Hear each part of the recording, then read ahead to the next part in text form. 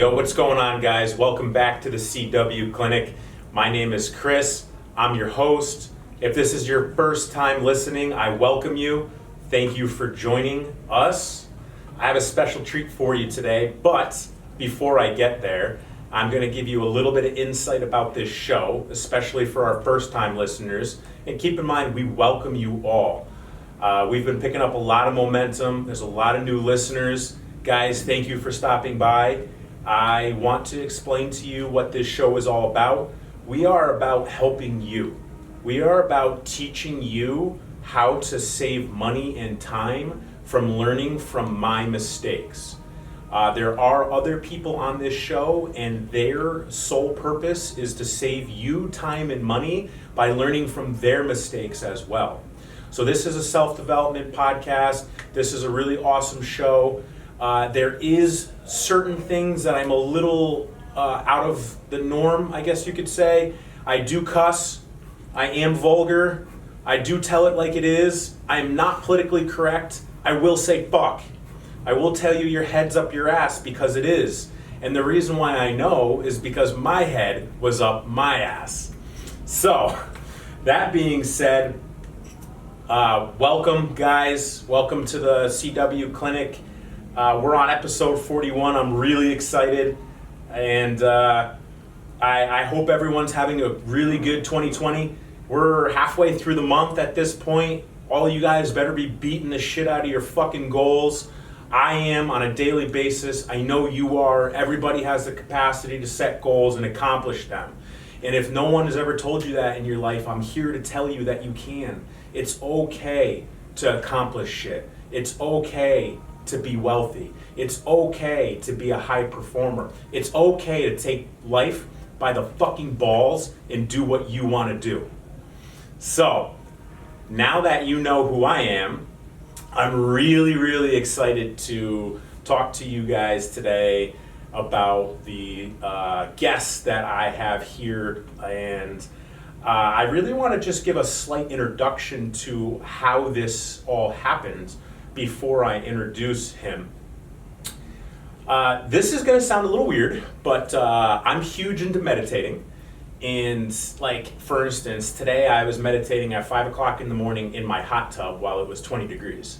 It was a fantastic meditation. Like, it was a 25-minute meditation on abundance and wealth. But a couple weeks ago, I'm meditating, and I'm like, this face comes into my meditations, and I recognize the face, and it's a guy I used to play football with in high school, a couple years younger than me, and I recognize the face, and I immediately get out of my meditation when it's done, and I text my buddy, Tommy Johnson. I hope you're listening, Tom. I love you. Congratulations on your recent engagement. I text him and I go, hey, dude, yo, tell so-and-so that I need to talk to him. I know you're friends with him. And he's like, yeah, sure, no problem. Here's his number. So, interestingly, I reach out to who I'm about to introduce, and I say, hey, man, you came to me in my meditation, and he says to me, I'm huge into meditating, like, let's talk. And I think it was a few days later we met for dinner, and now he's here on the show. So, let me introduce this special guest today. He is a fantastic man, a very large man. Guys, I'm 6 foot 215. Like, I'm in good shape. This dude makes me look like a child. And you'll understand when he talks about his life, how he's utilized his mindset and his attributes to get as far as he has. We're talking a guy that graduated a couple years behind me from Guilford, went to play NCAA Division I football for Wisconsin, the Wisconsin Badgers, he was an All-American. Out of there, he was drafted into the NFL, which, first things first, guys, is an amazing accomplishment. And we're going to have him talk about that because I don't know anything about it. And played for the Broncos and the Seahawks. After his NFL career, He's now getting into his first entrepreneurial journey, and I'm super fucking excited to introduce my friend and our special guest, John Moffitt. What's up, bro? Dude, thank you for having me on the show. Of course, thank you for being here. That was an amazing introduction, too. Not bad? Awesome. I've done radio a bunch of times, and I like that introduction. Thank you. Yeah. That was very nice, yeah. And, no, dude, great to be here. Thank you for having me. I love podcasting, so any chance I get. Yeah. Listen, I don't claim to be an extravagant podcaster, but I really value getting a good message out into the world.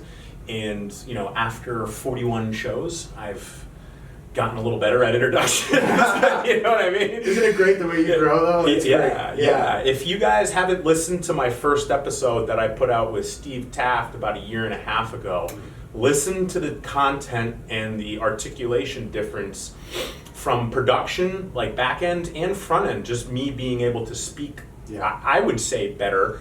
I know there's areas for improvement, but it's practice makes perfect, right? No question, dude. And especially I agree. I noticed that with radio. It makes you focus on what you're saying and how, and you just get better. Like you put your attention to it, and you're especially the kind of guy you are.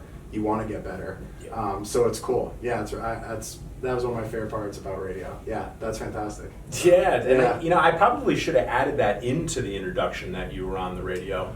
Yeah, it's bringing it because it's been a little while. But yeah, I used to do a lot of radio in college, and then when I went to the NFL, I had more opportunity to do it. So I'd always try to get down to there was a 710 ESPN, and there was another like a rock station in radio in Seattle.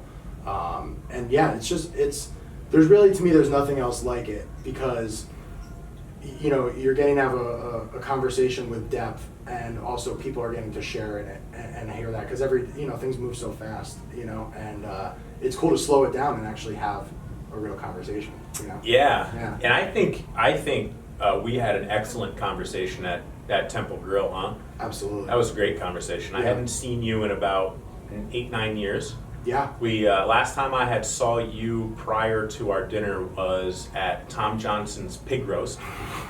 Yes. I had just gotten done competing for my last time in the fitness industry. Okay. Like the day before. So I was super shredded. I was like 4% body fat. I remember that. Yeah. Yep. I felt like death. Yeah. I ate the entire pig. Yeah.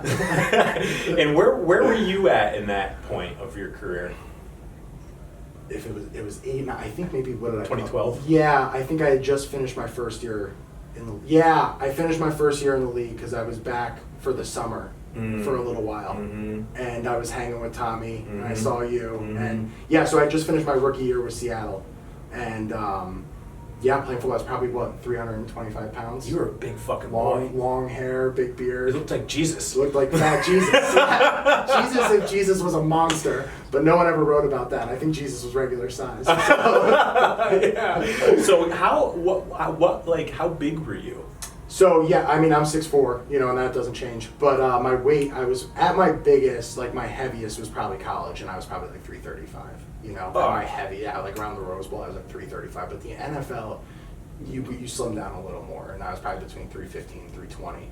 But off season, who knows? Beer and food all the time, Now, guys, I want to put into perspective something, and I don't speak from experience. I just speak from what I've read. You played on the line, right? Yes. Now, at your size, you were probably fast as fuck, right? You're fast. You're not, honestly. Well, you're comparing yourself to wide receivers or cornerbacks that are super fast. They're super fast, yeah. But 6'4", 330, you're probably faster than most people. For a guy that size, for our size, I think we're pretty fast. You wouldn't expect to see a guy that big in the real world move the way that we do. Right. But when to me, it's all, like you said, it's a relative thing. Because I'd be watching these guys I played with a safety, Earl Thomas, and he's one of the fastest guys I've ever, 4.2 40, one of the fastest guys I've ever seen. So it's crazy when you step on the field, it starts getting it's new levels. And but no, I play basketball now. I'm pretty quick. I know how to move, and you're relatively fast. But yeah, there's some guys out there that are just insane. It's amazing. Yeah. Yeah. So, I can imagine. Yeah, but no, it's I guess that's the world. I'm sure in your world you saw guys that were just another level of physicality, another level. Like it's crazy when you step into those worlds and you see just how much more people can. There's the ceiling really. They just keep pushing the ceiling. Yeah. You know, and that's motivational as fuck. You know what I mean? Yeah. So it's cool to see. But yeah, I'm moderately fast. I bet you beat me in a race. No, I don't believe it. I don't do cardio. I work out faster when I want to like lose a little weight. Yeah. I just keep my heart rate higher. Okay. You know, I just like at this point I've been working out for like 25 years. So, you know, it's just redundant. Yeah. And the worst thing that I could do is like go on a treadmill for like a half hour. Yeah. Because I feel like I'm wasting my time. Totally. You know what I mean? Yep. So if I'm gonna do cardio, it's functional. It's swinging a fucking sledgehammer, hitting a tire, you know, flipping the tires. I like to jump rope. Yeah. I do too. I'll do like assault bikes, but very brief, hard intensity sessions. Yeah. 10, 20 minutes of like I'm laying on the floor afterwards. Right. And actually, I lied. I did see you in between that dinner and Tom Johnson's pig roast when you walked into my MMA school. That's right. You remember that? Yes, I do. Yeah, I remember, and I'll tell you guys a story real quick. Those of you that have listened know that I'm a jiu-jitsu guy, and you know I've been doing MMA on and off for 10 years. You know, I was ranked top 3 in the world in my weight class at one point. But anyways, the point is, I didn't know that. Right? yeah. So my last time I competed was in New York in 2018 for my age, height, and weight class. I was ranked top 3 in the world of the most prestigious organization, the IBJJF. Okay. Yeah. In jiu-jitsu. Yeah. And I was ranked in the top 3 for the world championship, which was the following month after I had just won the New York Open. And I decided to not compete in the world championships for 2 reasons. One, I don't care to be a world champion. And I had just beaten the other 2 guys that were in my bracket of 2 and 3. Yeah. Or 1, 2, and 3. Yeah. I had just beaten them. And they were the only other 2 guys in my weight class. And I finished one of them in 17 seconds on his feet. Yeah, so it was kind of getting to the point where They weren't, John, it wasn't competition. you'll understand this. Yeah. I didn't even break a sweat at the top level of jiu-jitsu performance. Yeah. And they wanted me to beat them again just to be a world champion. I already was. Yeah. But that's the point. When you have another mindset, I have a savage mindset, right? So like, when I couldn't get the second guy to submit because he was a tough fuck, I knew his wife was cheering him on. So I positioned him in front of his wife and whispered into his ear, "Let go. It's over." Yeah. And once he was looking at his wife and gargling his blood, he was a tough fuck, then he let go. Yeah. But my mindset is different. You know what I mean? Mm-hmm. And the point is, and we're going to get into the mindset here in a second, but the point is, yeah, you walked into the MMA school and I looked at you and I was like, that's John Moffitt. I know this fuck. And we worked together that night. Yeah. And we did stand up, and I remember you fucking were kicking the pad. I was missing holding. You though, wasn't I? You were hitting me probably 25%, and I felt like I was getting hit by a fucking Mack truck, dude. Dude, I remember that. That was still like because you know, again, like I loved the concept of your show because I feel like I'm a person that has made I've had success and I've had success at a young age, but I also had I made massive mistakes too, and I like the opportunity to share. But that being said, when I walked into that gym, I was still in that mindset. Like I'm just now at the point, and that's why I think we met for the meditation. You know, because I'm just at the point now where I'm just like it's a conscious decision where you're like, no, I'm gonna be positive. Like I'm gonna believe in 100%. Right? I'm gonna be positive. I don't give a shit what else happens. Right. And no matter what, I'm gonna just keep going. And it kind of reinvigorated me. But at that point, I felt like I was still like in the, you know, you're in the dark, like you're in the womb before you're reborn. You know what I mean? And yeah, I had a great time seeing everything, but I wasn't there yet. In my mind, I was still in my mind like, That's probably why I went and then just disappeared. You know what I mean? I still wasn't like in, and it really is like it's an inner thing. I know you know It's that. 100% an inner thing. Absolutely. I think guys like us, we grew up like being very physical and like damaging other men physically. Yeah. Like that's how I grew up playing football and lacrosse. Yeah. Going into the military, getting out, doing mixed martial arts for 10 years. Yeah. Like for the first 30 years of my life, like I was a sharpened weapon with weapons and with my hands. You know what I mean?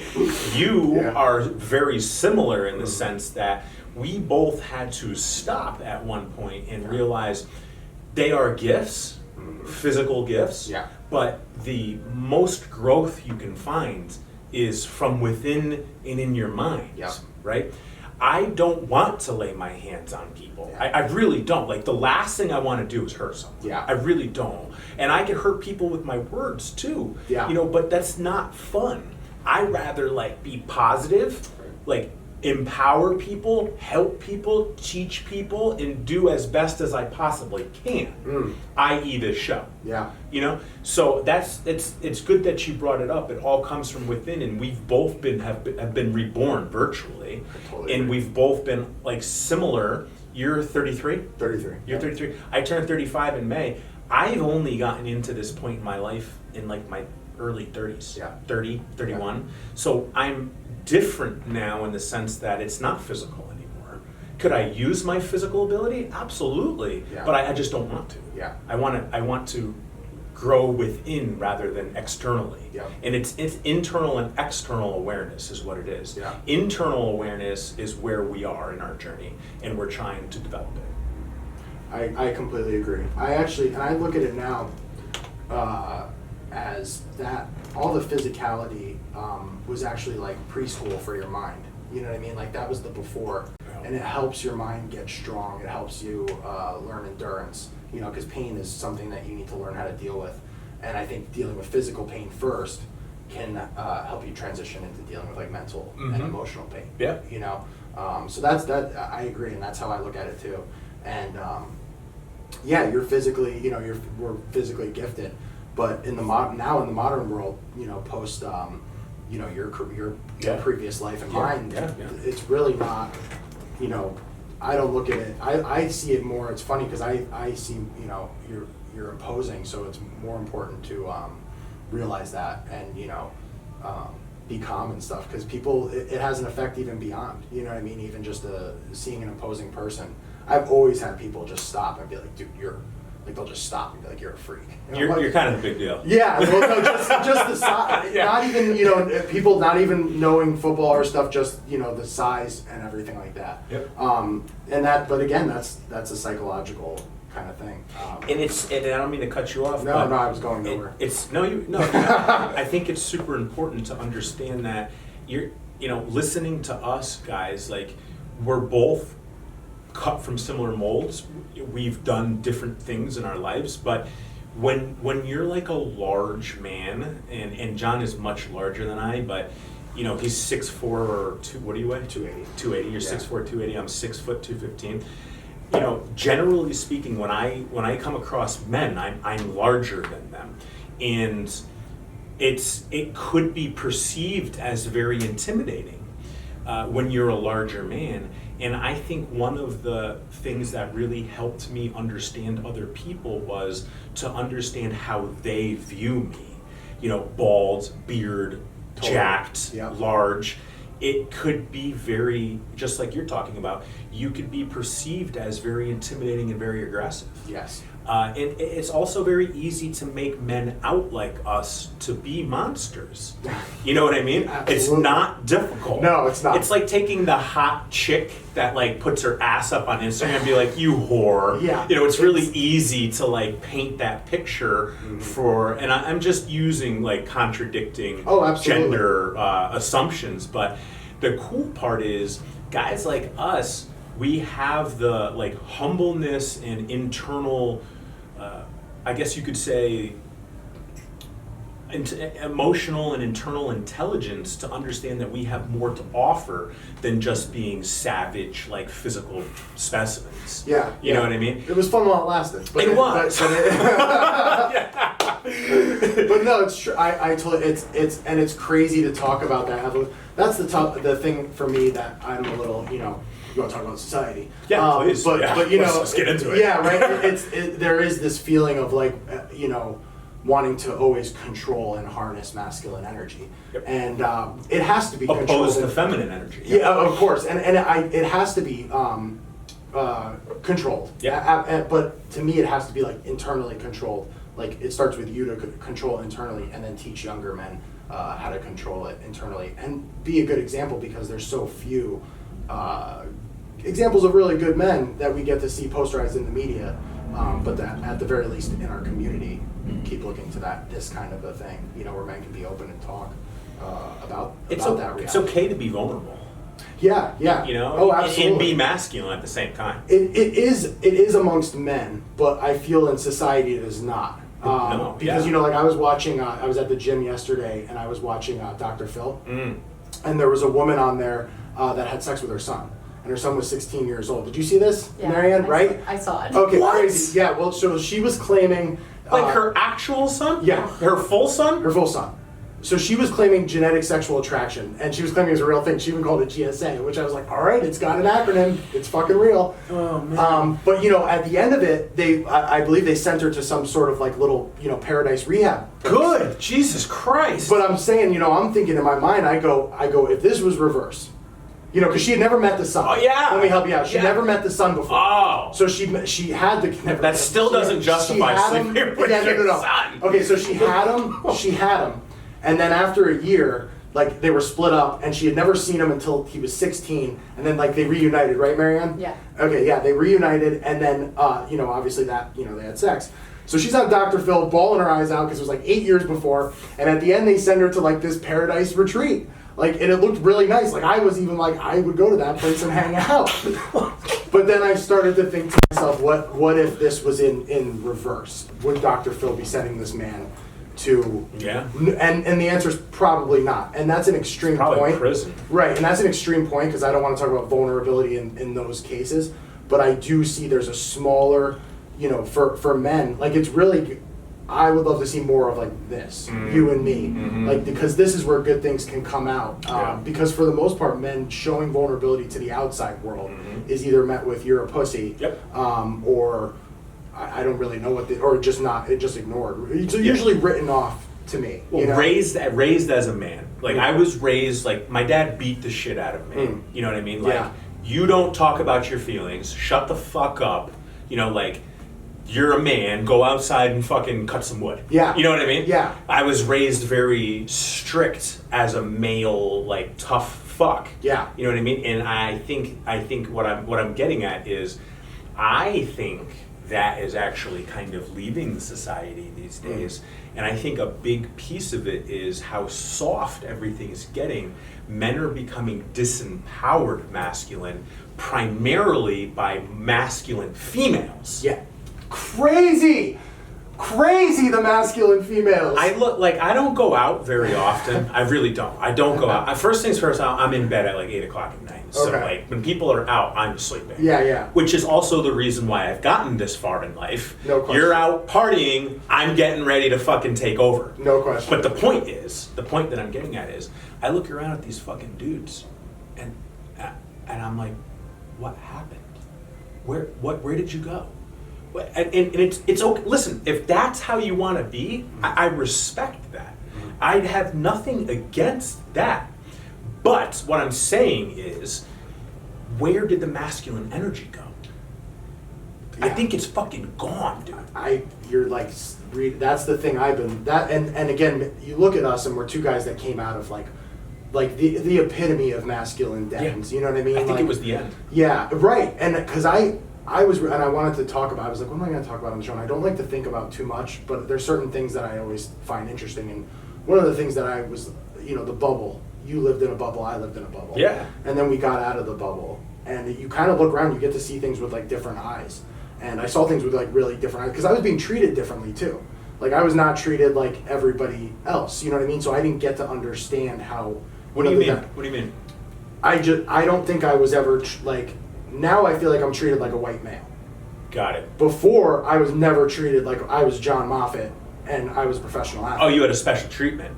Absolutely. Oh, okay. Absolutely. See, I've never been through this. Yeah, so. no, it's no. Tell me about it. Oh, well, I just think it's when you have success, people treat you. Yeah. You know, they really. You have success, bro. Yeah. And people automatically treat you with respect. Like, yeah, absolutely. Because it's deserved. You earned it. Yeah. But then, when you're in the bubble of the NFL, there's just a lot of, hype around it, and it has energy, and you don't really see the real world for a long time. Only when I probably hit more of a bottom, I'd say, did I really start to see the world as it was. Even in everything, in terms of women, how women treated you. Not that I'm saying women treat me poorly, No, now, I get it. I get it. Everything was special. I thought I was a 10. And I'm probably more like a 7. You know what I'm saying? But I was positive at 325 pounds, I was a 10. I think you're a 10. I appreciate it. I think you're a 12. I'll put that in the back. That's an ace in the hole for me. Yeah. Keep it in. But so you come out and you see it, and I agree. Where is the masculinity? Where's the male bonding? Above everything else. You know what I mean? I see so many guys that oh, my girlfriend said I can't hang out with you tonight, so I can't. And then, oh, if you do hang out with a guy, you're gay. You know what I mean? Yeah. I've been accused of being gay since I left the NFL. More time, times to the extent where it's you're look, this is crazy. And then, not to go off on the tangent, but Alex Jones with the shit in the water making the frogs gay. Yeah. Maybe that's where it went. A chemical, the masculinity is chemically, because fluoride and atrazine, I think it's called. Atrazine. We're fucked with food, guys. If you Food, don't know this, all the we're food's fucked. designed to lower testosterone. All the food's designed for maximum profitability. Is what it is. Yeah, but first things first. No, right. It's designed. See, you ground me because I'm a conspiracy theorist. True. It's all business, guys. Right. That's why our food is shit. Right. It's because it's cheap. Yeah. That's why I buy free range and organic. Yeah, well, and though, do consumers drive the market to an extent? Absolutely. Yeah, so and people keep choosing. Yeah. But I think, let's not digress. Get back to that point. Yeah, I personally think that when under a code of honor, under some ethics, under a way of doing things, masculinity and testosterone can do anything. Yeah. And it really has built the world. Mm-hmm. And we're lying to ourselves if we keep doing this shit where we're oh, well, no, it was like a happenstance. You know what I mean? It wasn't. It was carved out, and things were rough back then and unfair because nature is rough and unfair. But life. Yeah. But even life, when you're dealing with nature, it's if it's you, me, in a cabin, and we got 2 girls and a bunch of kids, the kids and the girls should go hunting during the cold because, fairness, right? And me and you, no. Oh you and I are going out and we're hunting. We would last a week. Right. Maybe. Because 3 weeks. You go 3 weeks without food. Absolutely. right. So no, to your point, and I guess, that's the thing I'm seeking out more, the thing that I'm trying to, I'm building my business, but on the side or however I can, big term, things that'll make my heart really feel great is what you're doing with getting groups of men together and supporting each other. But then also, I think men need. I've been to support groups for rehab and shit like that. Yeah. And I've been to men's groups and stuff, and it's good. And like you said, you can share your vulnerability in there. But I do believe that men need goals. They need something to aim at, and I think a lot of those can get cyclical and turn abstract and so it's a hard line, because you don't want to be the guy that's you don't want to get a beating and that's how you learn.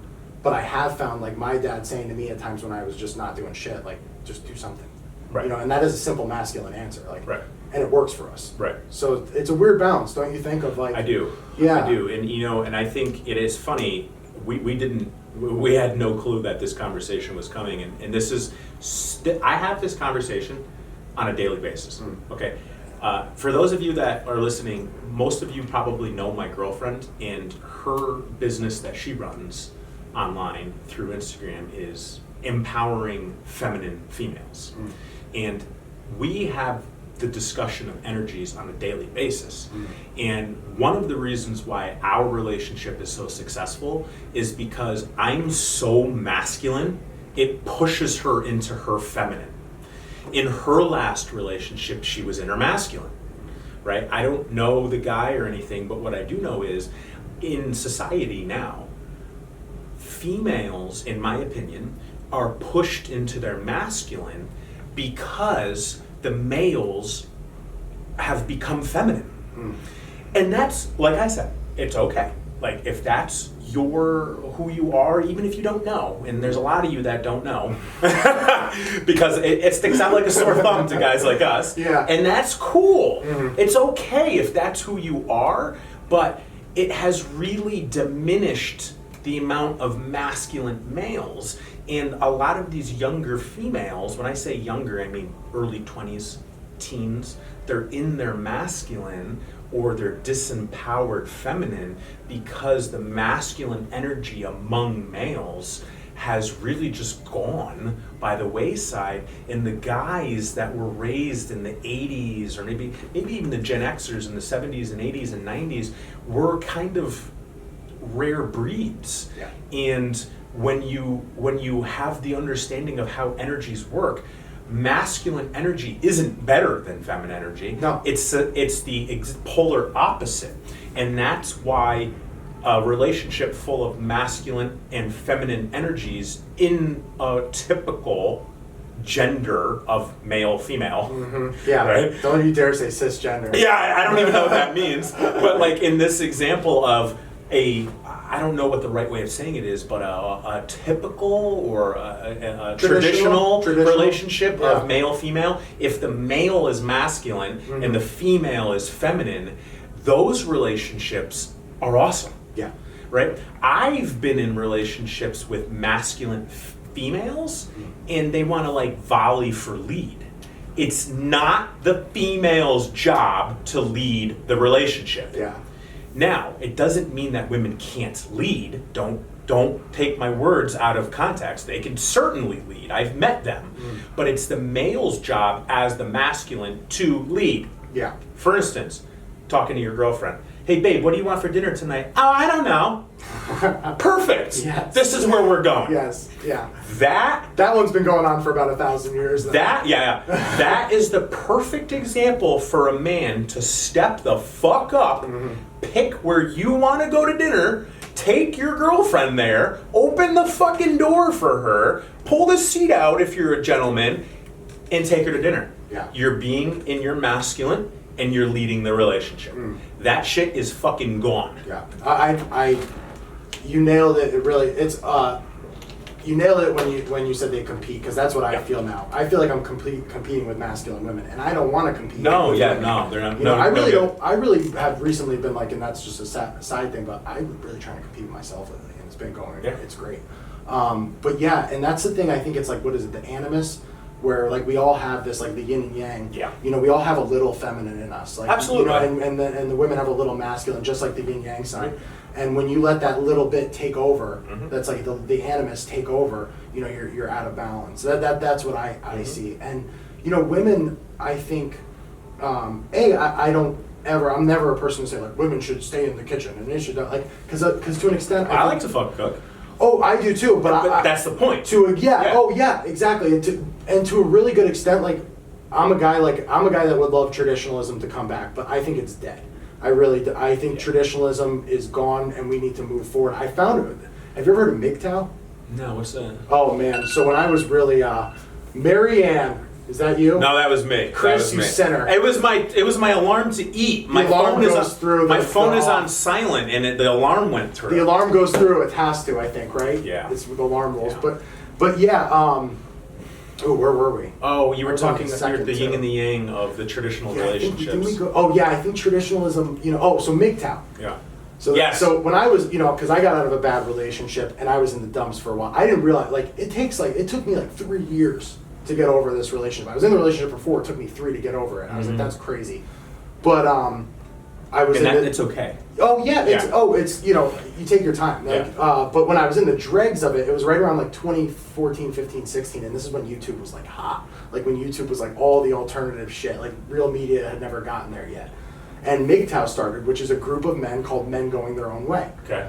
And this is a group of men. It's an online community, and they have completely they have like variants of it, but most of them is you're done with women. Mm-hmm. Your whole entire deal now is self-improvement, self-involvement, and everything like that. And some guys say they're like purple-pilled, where they have sex with women, but they won't date them. But then other guys are like, I'm a full red pill. MGTOW. Got it. And it has been, it's been, it's like an underground, internet society. It started with this guy Barbosa, who made some great points about, feminism overall. Right. And the realities and stuff like that, just counter arguments. And it was right along the line with the whole men's rights activist movement, but men's rights activists really want to work with women. MGTOW is like fucking goodbye. Fascinating group. I think it's probably going to die out too, just like traditionalism dies out, and we're going to get this amalgamation. I don't know what's going on now. Yeah. But yeah, it honestly helped me because I needed to just hear from someone else just about. I think you can lose yourself in a relationship if you're not. Yeah. Right. Totally, easily. So you come out and you don't even know who the fuck you are. No, you don't. And so I had. I've been there. Right, and so it was great to have these guys that were like, focus on yourself, focus on this, go this way, and kind of explain a little bit of the world. But I hate saying it, but I think traditionalism is it won't be as popular anymore. I think a lot of it has to do with the fact that, like, for instance, my grandparents came from Italy through Ellis Island in like the teens. Yeah. Right. So, and it doesn't mean that my family is the sole perspective here, but that traditionalism came over from the motherland 100 years ago. Yeah. There's generations of Italian Americans now, and it gets less and less and less traditional. Yeah. And and America is like a melting pot of ethnicities and races, which is fine. We're like one of the youngest countries. Yeah. But that's cool. But the traditionalism kind of goes by the wayside. I think you still see it with immigrant families. Right. Like Gary Vee is a big component of it. Right. You know Gary Vee, right? Of course, yeah. He's an immigrant from Russia and he's Jewish and shit, and he talks about like how traditional he is. Like, I'm primarily Italian, but the point that I'm getting at is like, I had my girlfriend with me for Christmas this year. It was the first time she met the extended family. Mm-hmm. We'd been together for a year. Yeah. And we got to my house. My mother is Northern Italian, red-blooded, 100%. Yeah. And we were sitting on the couch, and my mom was running around the kitchen, and I looked at Bree, and I was like, "Hey, baby, can you go help my mother?" And she was all offended. She was like, well, not offended, but she was kind of like off-put.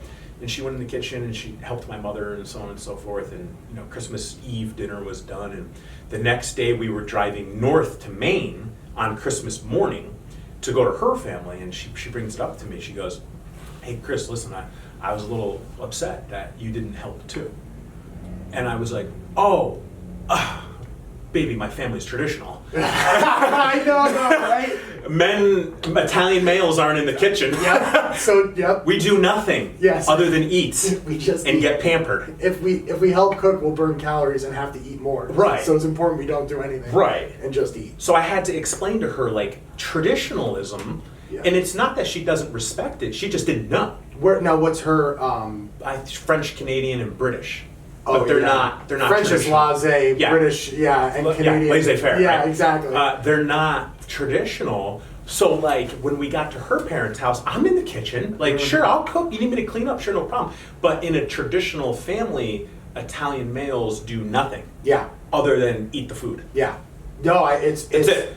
And that's it's rare these days. When I go to my mom's side, my mom's Italian. When I go to my mom's side, the women are all. You are not even supposed to be in the kitchen because you're crowding the fucking men don't place. go in the kitchen. Yeah, don't crowd. You get shoot out. Exactly, and it's like there's snacks out there. You know what I mean?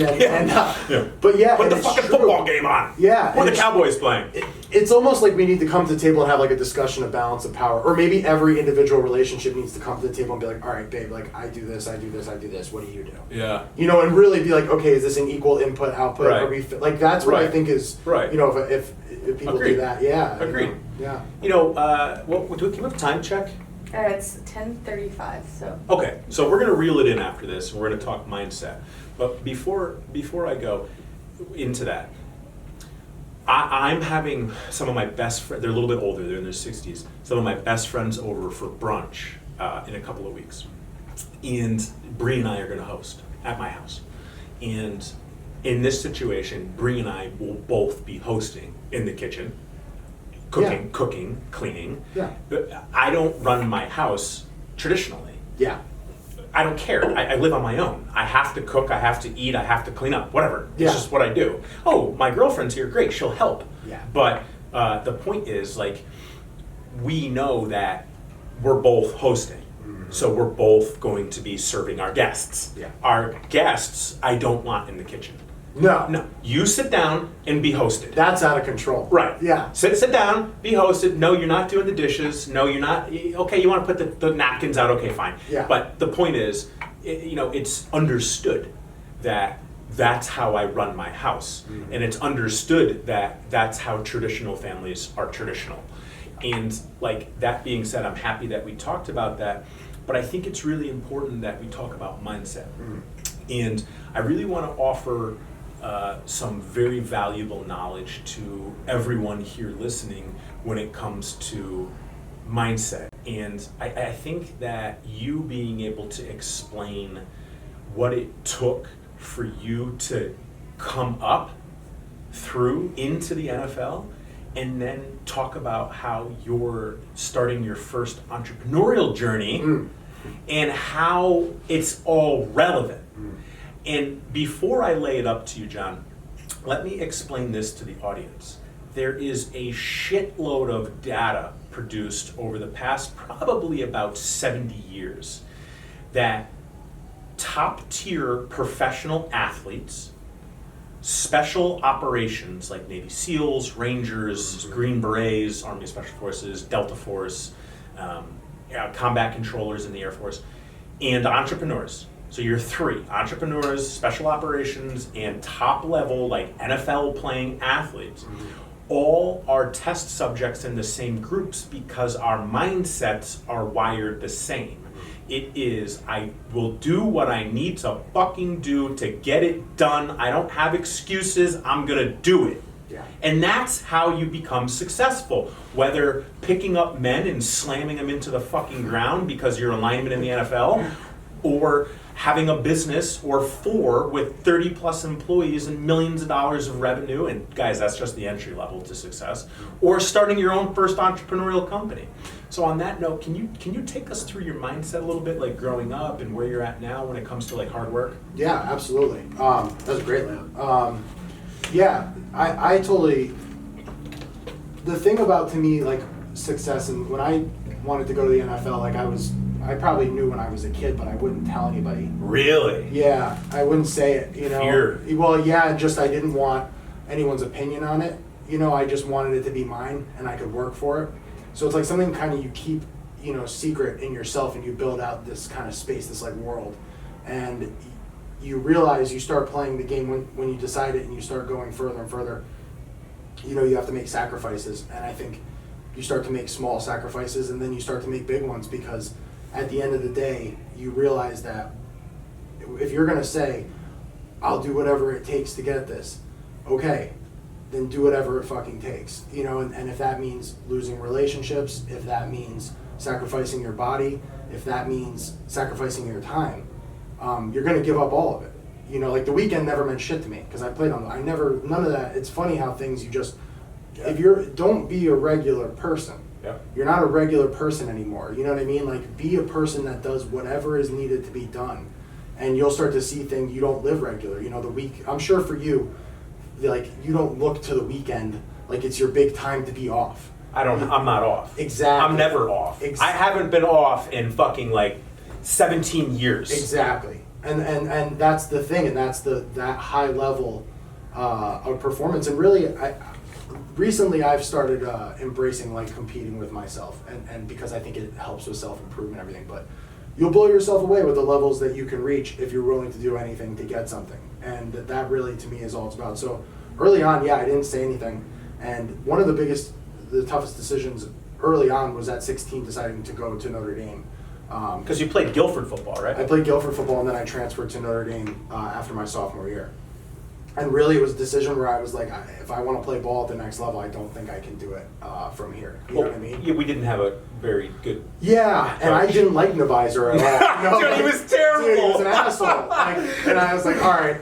And, I tried to keep it Christian and just be like, I'm going for academics. And just like, let's be political here.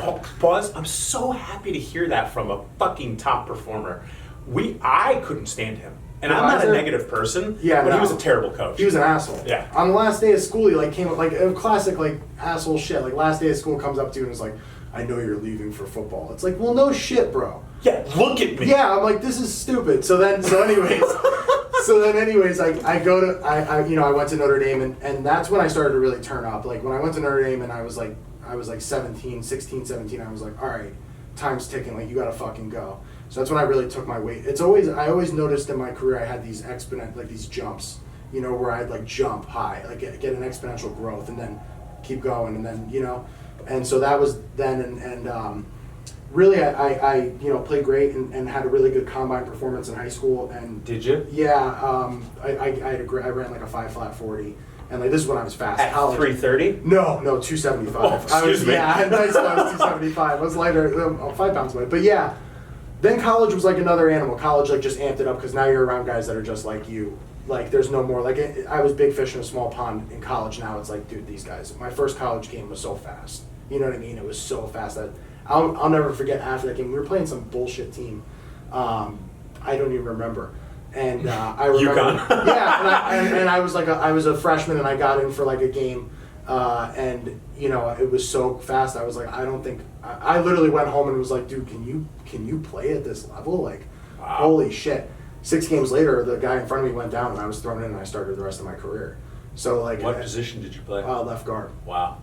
Yeah, and then college really I saw another jump, because I realized again like when I was a sophomore, I was like time's ticking now, like you gotta get to it, and I just really started lifting like harder and never stopped lifting. Like started squatting and that was the big thing for me. I realized that my legs have power. You can drive someone off the line. It's just your legs. Yeah. So really, Torque. we built this thing with our offensive line where it was like a.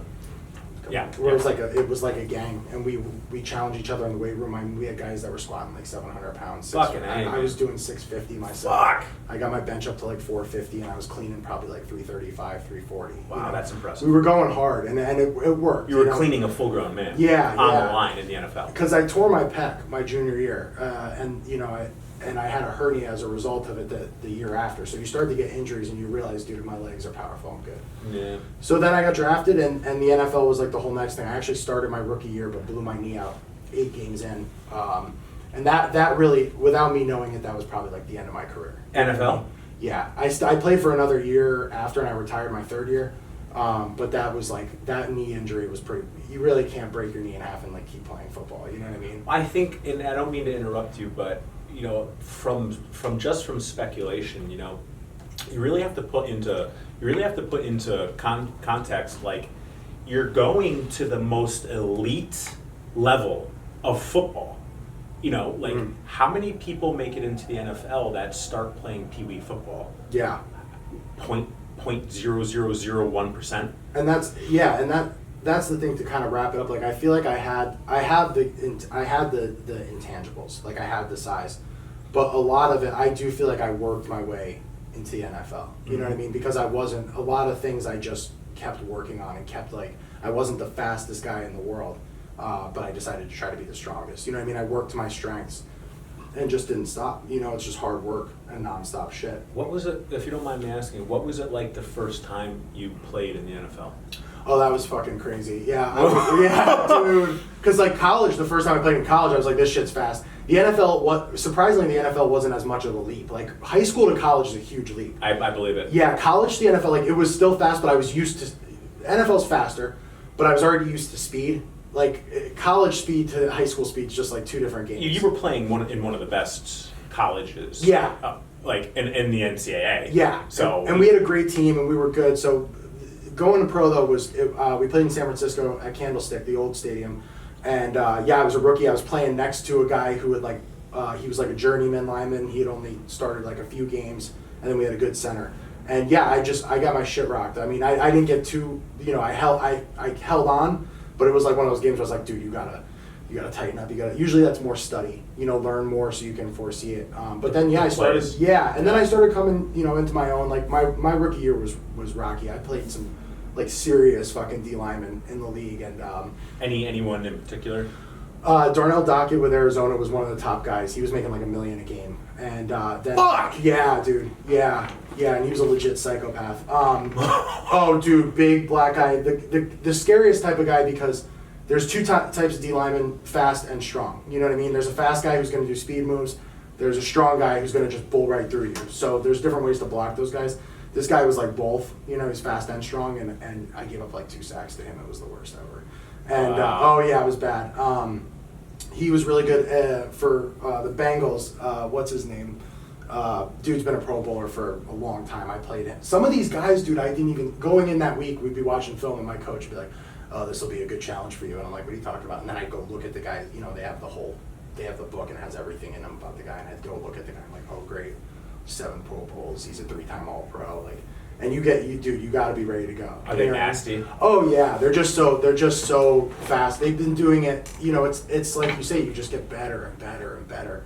This guy's been in the league 10 years, and you're going against him, and he's just been rocking. So yeah, it was those types of challenges in the NFL, like that mindset, it becomes addicting. You get an adrenaline rush attached to it. I'm sure you know from your fighting in all your levels of fighing. MMA Dude, and everything. War's adrenaline was like monsters. I can't even imagine. It's that. probably similar. No, I think War, because I look at it like I got a spike of adrenaline every Sunday for 3 hours. Right. I think War, you're on just the fucking train, dude. You're on the train, the adrenaline train. I don't mean to digress, but like, we didn't know when we were getting into fights. You know, It's like, oh, here comes a fucking RPG up my ass. You know, oh, and now they have their AK-47s and they're ripping off at us. Yeah. So it was like random adrenaline dumps. Yeah. I think the mindset was a little bit more focused on when you knew it's you were coming. going to perform. Right. Which is, I would, you know, not to be like, but I prefer my way because that. Oh, absolutely. Serious shit, dude. Absolutely. You know, but the adrenaline, I know the adrenaline feeling. You know, Yeah. you ride it. And Right. adrenaline is, in my opinion, it's one of the best highs. It's amazing. It's an amazing And you high. become addicted to it. You become addicted to it in the chase. The chase after you have no more adrenaline dumps made me feel like life was not life. That is the nature of it, dude. Yeah. If you're seeking that, it doesn't suit. You got to have that same, I think that's why guys gamble, guys, you know, do the whole thing.